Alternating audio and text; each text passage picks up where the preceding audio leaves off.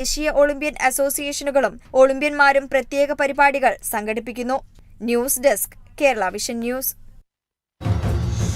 തൃശൂർ ചാവക്കാട് കടപ്പുറം പഞ്ചായത്തിൽ കടലാക്രമണം രൂക്ഷം. കടലാക്രമണത്തെ തുടർന്ന് അപകടാവസ്ഥയിലായിരുന്ന കെട്ടിടം തകർന്നു.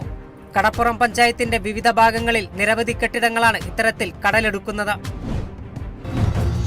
കോഴിക്കോട് ബാലുശ്ശേരിയിൽ ഉപയോഗശൂന്യമായ കിണറിൽ കാട്ടുപന്നികളെ ചത്ത നിലയിൽ കണ്ടെത്തി.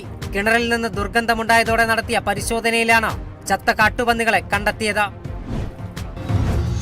JDS പ്രവർത്തകനെ പീഡിപ്പിച്ച കേസിൽ പ്രജ്വൽ രേവണ്ണയുടെ സഹോദരൻ സൂരജ് രേവണ്ണ അറസ്റ്റിൽ. സൂരജും PS ശിവകുമാറുമാണ് കേസിലെ മുഖ്യപ്രതികൾ. തൃശൂർ മുതുവറ മഹാദേവ ക്ഷേത്രത്തിൽ മോഷണം.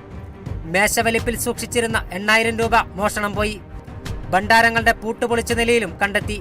പോലീസ് അന്വേഷണം ആരംഭിച്ചു. മലപ്പുറം പൊന്നാനിയിൽ ബൈക്ക് അപകടത്തിൽ ബന്ധുക്കളായ 2 യുവാക്കൾ മരിച്ചു. വെളിയങ്കോട് സ്വദേശി ആഷിഖ്, പൊന്നാനി വളവ് സ്വദേശി ഫാസിൽ എന്നിവരാണ് മരിച്ചത്. ഒപ്പമുണ്ടായിരുന്ന സുഹൃത്ത് നെയ്സലിന് ഗുരുതര പരിക്കേറ്റു. തിരുവനന്തപുരം കള്ളിക്കാട് ബൈക്കുകൾ കൂട്ടിയിടിച്ച അപകടത്തിൽ 4 പേർക്ക് ഗുരുതര പരിക്ക്. പരിക്കേറ്റവരെ സ്വകാര്യ ആശുപത്രിയിൽ പ്രവേശിപ്പിച്ചു. പോലീസ് സ്ഥലത്തെത്തി മേൽനടപടികൾ സ്വീകരിച്ചു. കൊല്ലം കടക്കലിൽ യുവാവ് ഷോക്കേറ്റ് മരിച്ചു. കടക്കൽ സ്വദേശി അമൽദേവാണ് മരിച്ചത്. ഫ്ലക്സ് ബോർഡ് സ്ഥാപിക്കവേ വൈദ്യുതി ലൈനിൽ നിന്നും ഷോക്കേൽക്കുകയായിരുന്നു. ഉടൻ കടക്കൽ താലൂക്ക് ആശുപത്രിയിൽ എത്തിച്ചെങ്കിലും ജീവൻ രക്ഷിക്കാനായില്ല. മലപ്പുറം തിരുവേഗപ്പുറം വേട്ടക്കാരൻ ക്ഷേത്രത്തിലെ പന്തീരായിരം ഉത്സവം ഈ മാസം 24 മുതൽ 26 വരെ നടക്കും. സാംസ്കാരിക സമ്മേളനം VK ശ്രീകണ്ഠൻ MP ഉദ്ഘാടനം ചെയ്യും. 3 ദിവസങ്ങളിലായി വിവിധ പരിപാടികൾ അരങ്ങേറും.